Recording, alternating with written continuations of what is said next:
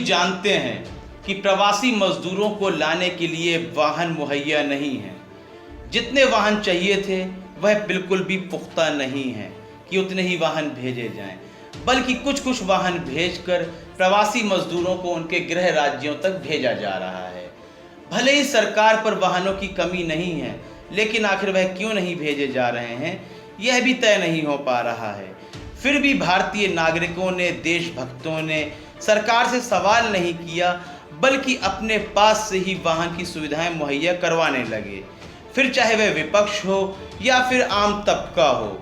इसी दौरान बॉलीवुड की मशहूर अभिनेत्री स्वरा भास्कर ने भी एक ट्वीट किया और उन्होंने ट्वीट में लिखा कि दिल्ली और एनसीआर में जितने भी प्रवासी मजदूर हैं, यदि वह अपने घर जाना चाहते हैं तो वह हमारा एक फॉर्म भर दें, जिसमें मोबाइल नंबर आपको देना है, आपका नाम देना है और आपके गृह राज्य का नाम देना है।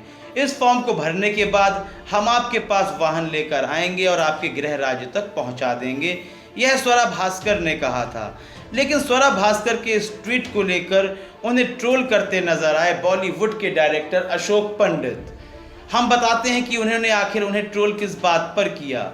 आपको याद होगा एनआरसी, सीए और एनपीआर के दौरान स्वरा भास्कर लगातार सक्रिय थीं और वह यह कहती हुई नजर आ रही थीं कि कागज़ नहीं दिखाएंगे।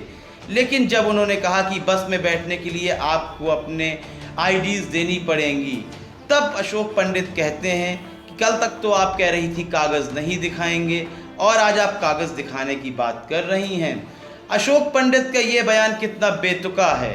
यदि आप मेरी व्यक्तिगत राय जानना चाहेंगे तो मैं अशोक पंडित के इस बयान को बेतुका बयान कहता हूँ। दोनों ही कागज़ों में अंतर है और दोनों ही कागज़ दिखाने के बाद परिणाम भी अलग तरह के आएंगे।